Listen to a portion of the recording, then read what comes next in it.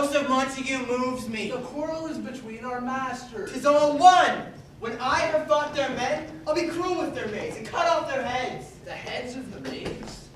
Their maiden heads. Take it what sense thou wilt. They must take it in sense that feel it. Me? They shall feel. Well, I am able to stand. Here comes to the house of the Montagues. Quarrel. I will back thee. I will frown as they pass by, and let them take it as they list. Nay, as they dare.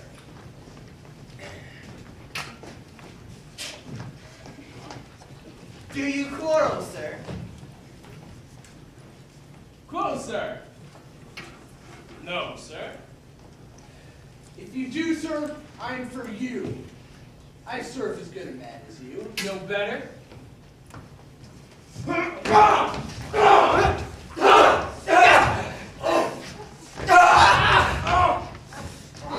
Hark, fools! You know not what you do. Turn thee, Benvolio, and look upon thy death. Tybalt, I do but keep the peace. I hate the word, as I hate hell. All Montagues and thee. Come at thee, coward!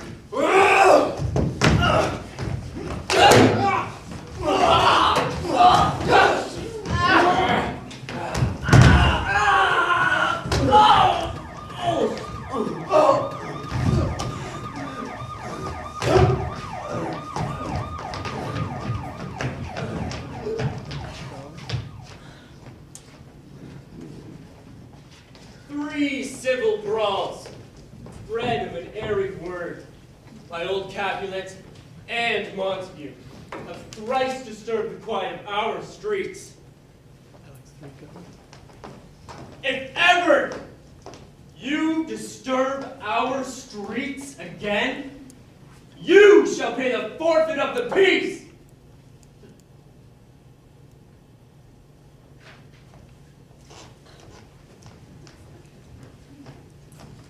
Who set this ancient quarrel to a broach? Speak, nephew! Were you by when it began? Here were the servants of your adversary and yours, close fighting ere I did approach. I drew to part them, and in the instant came the fiery Tybalt. Oh, where is Romeo? Saw you him today? Madam, an hour before the worship sun peered forth the golden window of the east, so early walking did I see your son. Toward him I made, but he was ware of me and stole into the covert of the wood. Many a morning I think they have been seen. Away from the light steals home my heavy son, and private in his chamber pens himself. Shuts up his windows, locks fair daylight out, and makes himself an artificial night. If you importuned him by any means, Both by myself and many other friends, but he, his own affection's counselor, is to himself. Could we but learn from whence his sorrows grow, in whose bosom we could cure us know. see where he comes. So please you step aside. I'll know his grievance or be much denied.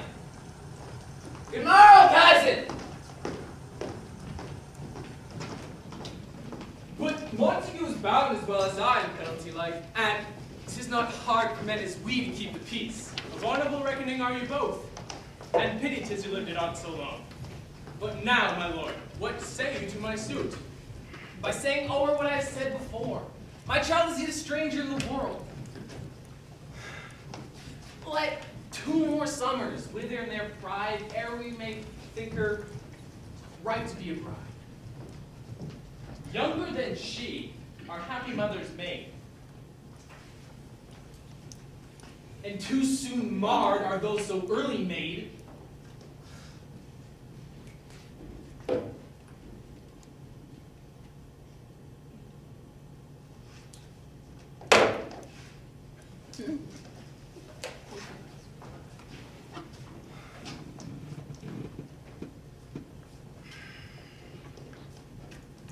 But woo her, gentle Paris, get her heart.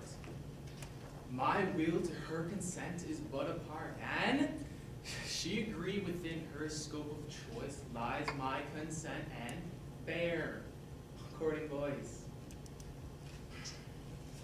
Tonight I hold an old accustomed feast, whereto I've invited many a guest, such as I love, and you among my store. One more most welcome makes my number more. Oh, mickle is the powerful grace that lies in herbs, plants, stones, and their true qualities. For not so vile that on the earth doth live, but to the earth some special good doth give. Nor aught so good, but strained from that fair use revolts from true birth, stumbling on abuse. Virtue itself turns vice, being misapplied, and vice, sometimes by action dignified. Crucio! Oh, supper is done and we shall come too late. We'll measure them a measure and be gone. Give me the case for my visage. A visor for a visor. What care I? What curious eye doth quotes deformities? Here are the beetle brows that shall blush for me.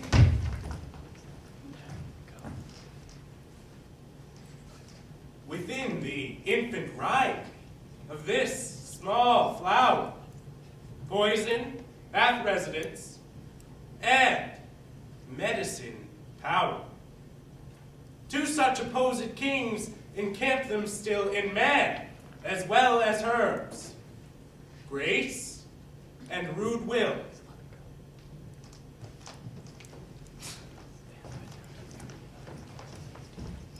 Come, we burn daylight, ho! No sooner in, every man to take him to his legs. And where the worser is predominant, full soon the canker death eat up that plant.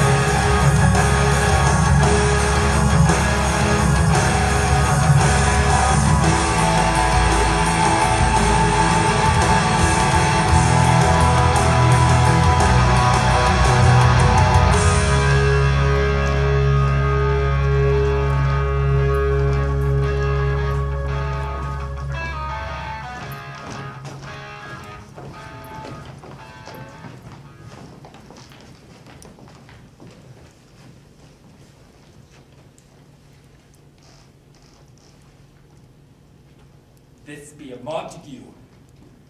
What dares the slave come hither, to fleer and scorn at our solemnity?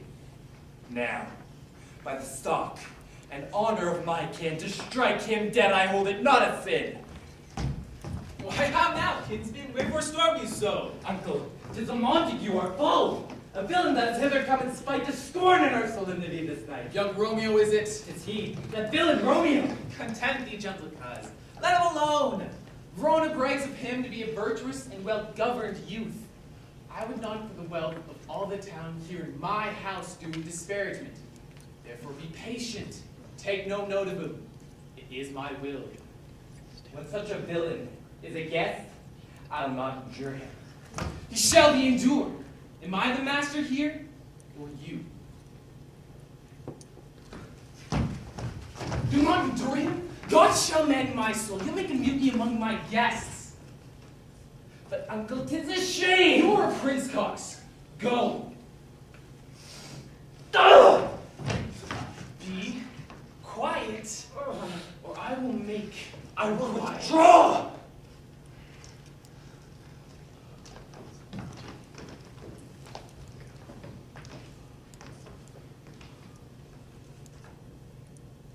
But this intrusion, now seeming sweet, shall convert to bitter gall.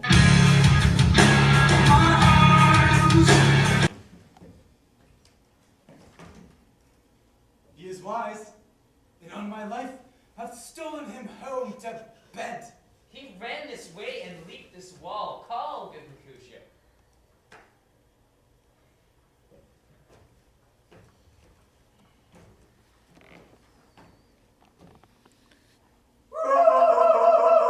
Romeo!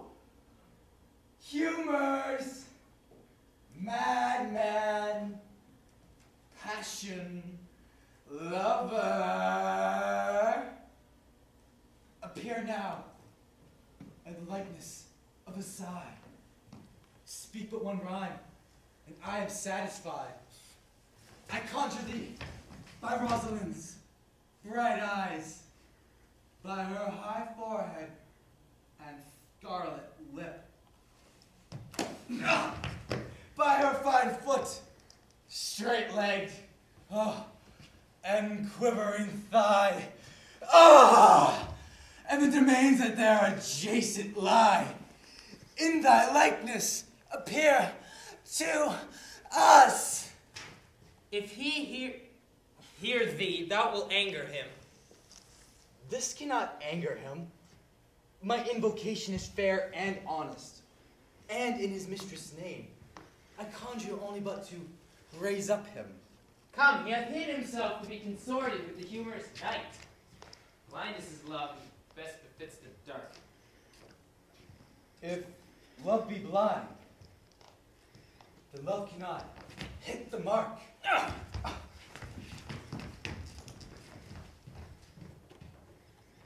My young lady bade me inquire you out.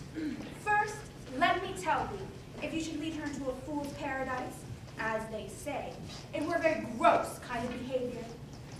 My mistress is the sweetest lady. Oh, there is a nobleman in town, one Paris. But she, good soul, has as lief see a toad as see him. I anger her sometimes and tell her that Paris is the proper man. But I'll warrant you when I say so. Her face looks as pale as any clout in the versal world. Therefore, should you deal double with her, truly were an ill thing to be offered to any gentlewoman, and very wicked dealing. Tybalt hath sent a letter to Romeo's house. A challenge, on my life. Romeo will answer it. Any man who can write can answer a letter. Nay, he will answer the letter's master, how he dares, being dared. Alas, poor Romeo. He's already dead. Stabbed with the white wench's black eye. Shot through the ear with a love song, the very pin of his heart cleft by the blind bow boy's butt shaft. And is he a man to encounter Tybalt? Why, what is Tybalt? More than the Prince of Cats, I can tell you. Oh, he is the courageous captain of compliments.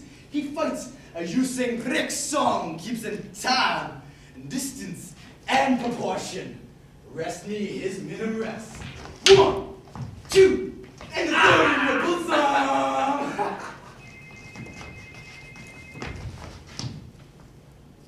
Signor Romeo, bonjour.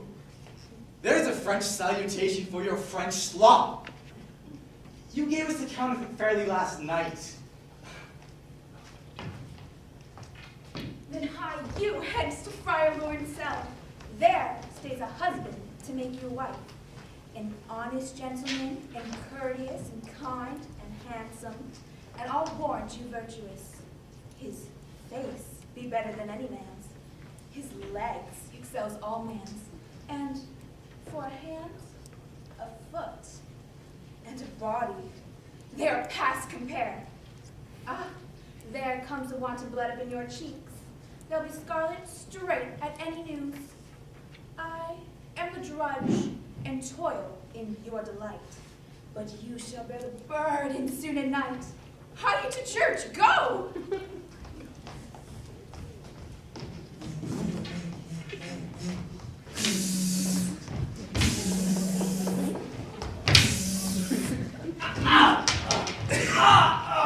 I pray thee, good Mercutio, retire.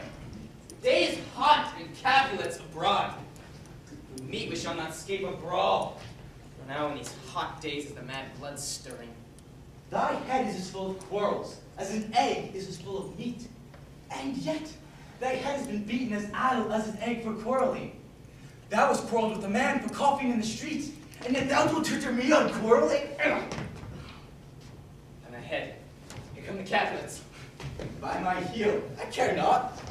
Gentlemen, good den, a word with one of you. And but one word with one of us? Couple it with something. Make it a word and a blow. You'll find me apt enough to that, sir, should you give me occasion. Could you not take some occasion without giving? Either withdraw unto some private place and reason coldly of your grievances, or else depart. Here all eyes gaze upon us. Men's eyes are meant to look. Let them gaze. I will budge for no man's pleasure, I. Mercutio, thou consortest with Romeo? Consort. Does thou make us minstrels? Well, here is my fiddlestick. Here I shall make him dance. Peace be with you, sirs. Here speaks my man. Romeo, thou art a villain. Tybalt, you rat catcher. Will you walk? What wouldst thou have with me? Good king of cats. Nothing but one of your 9 lives.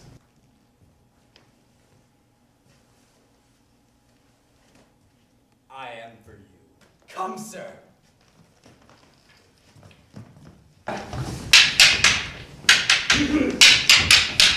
I, Tybalt! Down with Montague!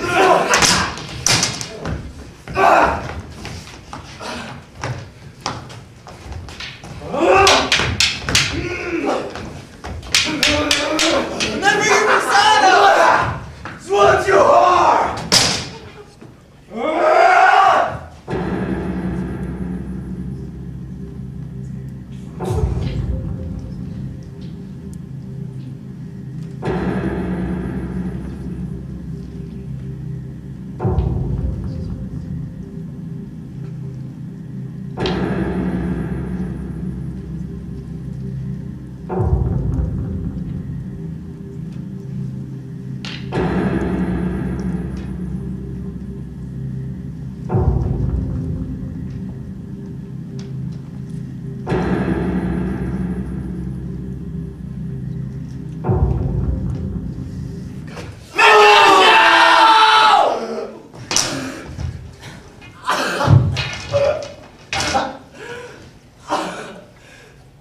Plague on both your houses.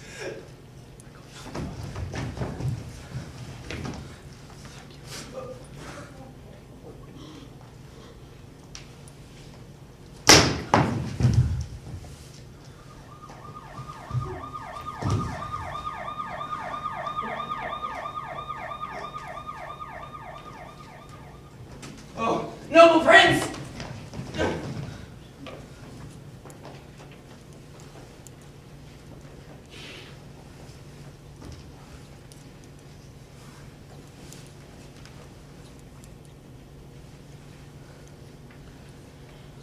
Benvolio, who began this bloody fray?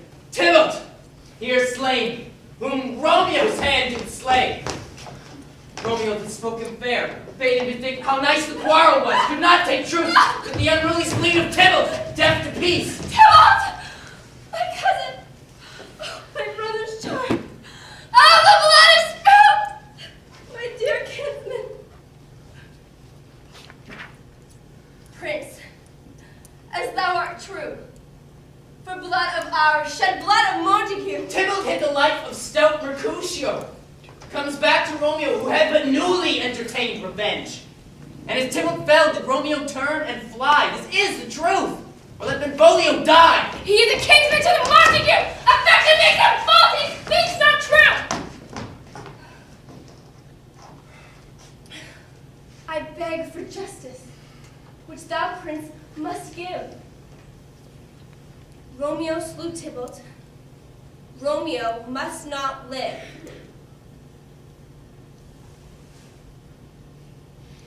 When he is found, that hour shall be his last.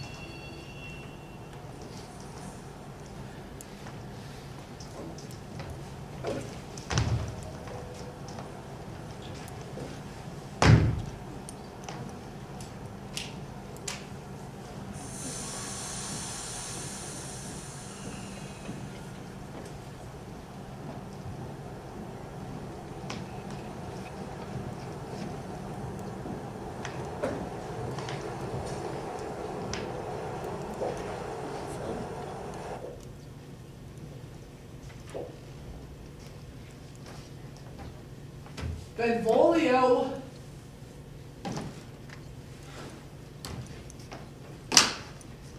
Ah!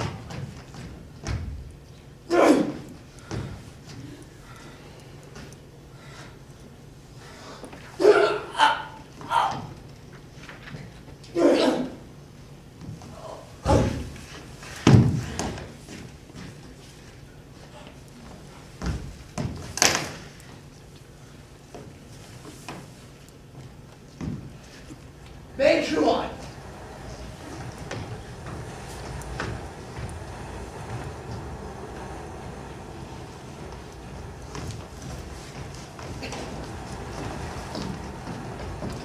That is because the traitor murderer still lives.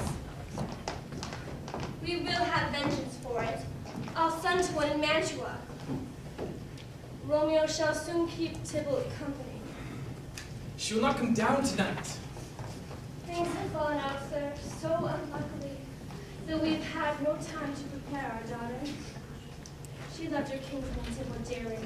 So did I. These times of woe afford no time to woo. Madam, good night. Commend me to your daughter. I will, and know her mind early tomorrow. Tonight she is made up in her heaviness. Sir Paris, I will make a desperate tender of my child's love. Wife, go you to her ere you go to bed, and acquaint her here of Paris's love, and bid her, mark you me on Thursday, she shall be married. Will you be ready? Hark you, Tybalt being slain so late, it may seem we held him carelessly, being our kinsman if we revel much. And keep no great ado, some half a dozen friends, and there an end. But what say you to Thursday? My lord, I would that Thursday were tomorrow. We'll get you gone. Well, Thursday be it then. Prepare her, wife, against this wedding day.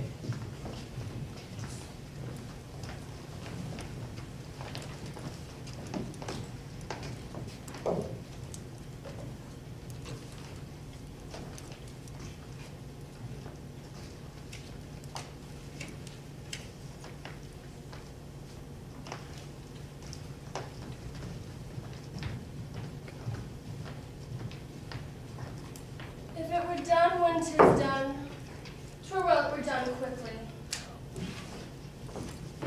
On Thursday, sir. The time is very short. Captain will have it so. And I am nothing slow to slack his pace. You say you do not know the lady's mind. Uneven is the course, I like it not. Immoderately she weeps for Tybalt's death. And therefore have I taught her little of love. For Venus smiles not in a house of tears.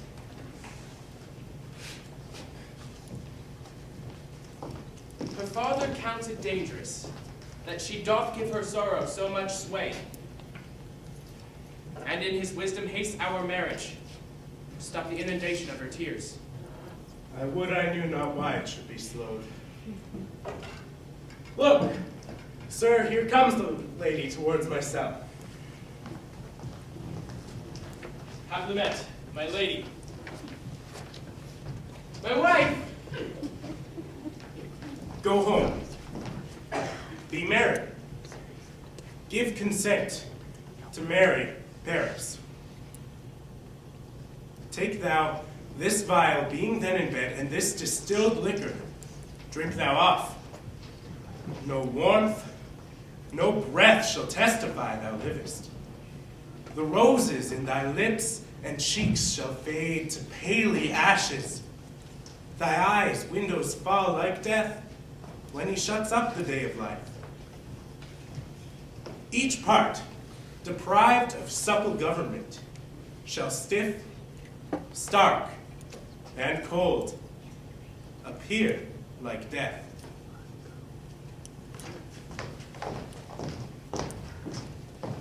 Mistress! Juliet! Fie, you slug-a-bed. What, not a word? Hi, let the county take you in your bed. He'll fright you up, i' faith. What, dressed? And in your clothes and down again?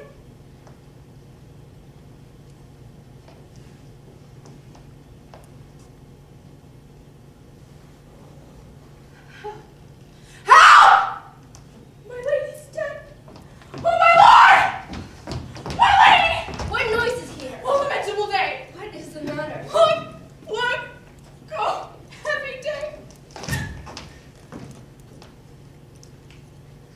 Oh, me. My daughter. My only life. Look up. Revive, or I will die with thee. For shame, bring Juliet forth. Her lord is come. She's dead! Alack the day! She's dead. Let me see her. She's cold.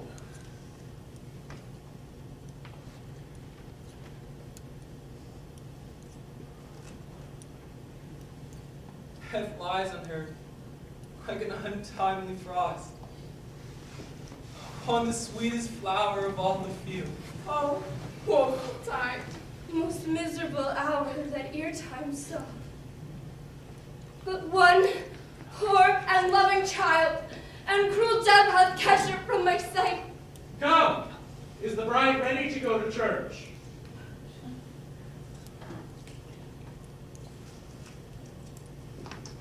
Ready to go, but never to return.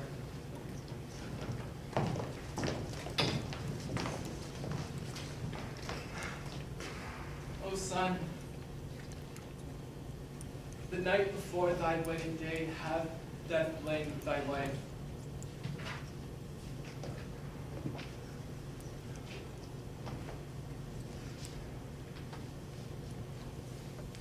Most detestable death, by thee beguiled. O love! O life!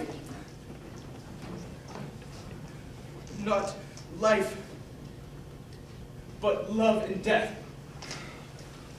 Go, Sir Paris. Everyone prepare to follow this fair course unto her grave.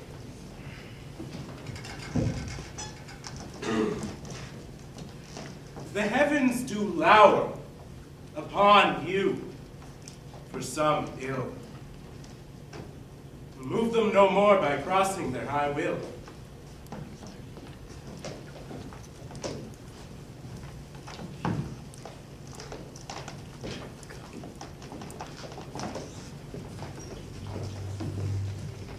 thou shalt be borne to that same ancient vault where all the kindred of the Capulets lie.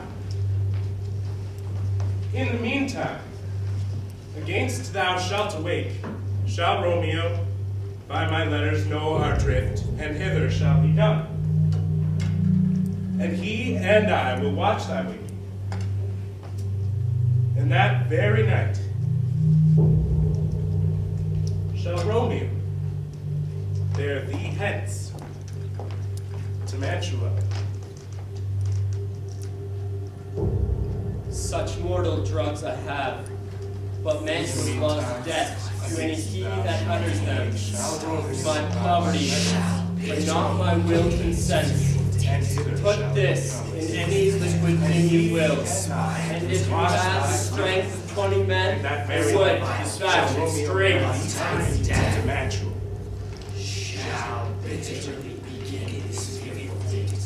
Put this in any liquid thing you will, and if you had the strength of 20 men, it would dispatch it straight death. Unhappy fortune. Romeo hath no notice of these accidents. Fear comes upon me. Oh, much I fear. Some ill, unthrifty thing.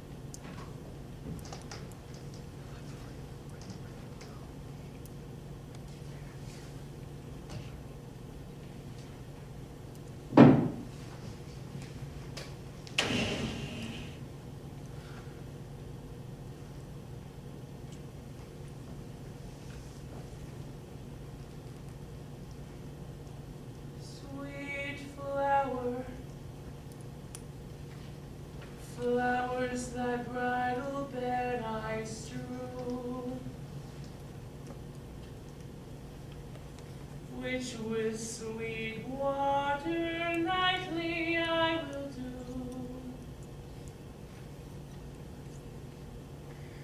Obsequious that I for thee will keep, nightly shall be to strew thy grave, and weep. What cursed foot wanders this way tonight? This be that banished, haughty Montague, the murdered, my love's cousin, has come to do villainous shame towards the dead bodies. Stop, vile Montague! God damn it, villain!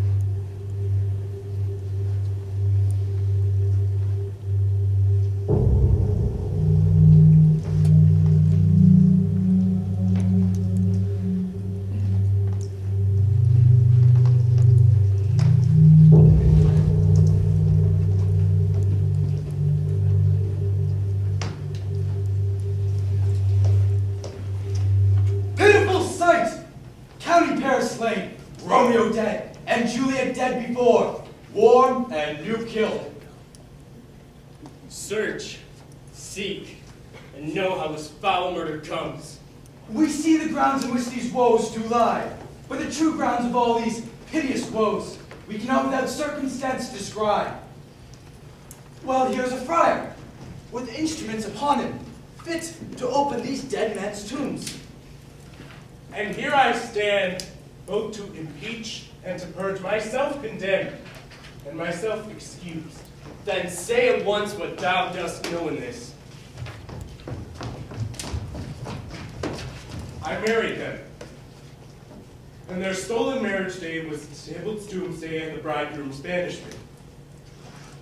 Then comes she to me, and with wild looks bid me devise some means to rid her from a second marriage, or there in my cell would she kill herself.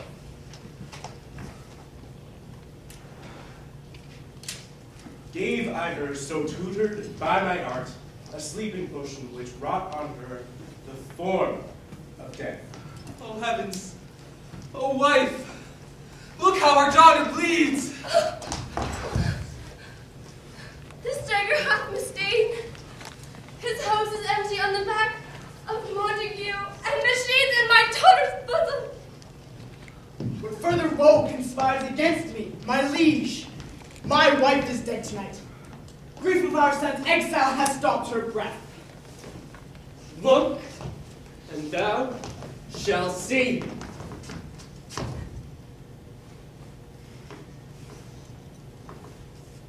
See what a scourge is laid upon your hate? That heaven finds means to kill your joys with love.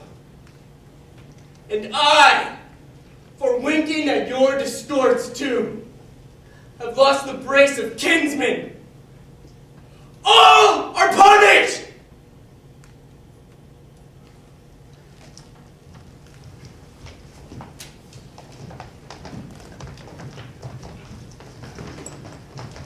Brother Montague, give me thy hand. This is my daughter's jointure, for no more can I demand. But I can give thee more. For I will raise her statue in pure gold, that whilst Verona by that name is known, there shall no figure at such a rate be set as that of true and faithful Juliet. As rich shall Romeo spy his lady's lie, poor sacrifices of our enmity. Two households, both alike in dignity. In fair Verona, where we lay our scene, breaks to new mutiny. Where civil blood makes civil hands unclean.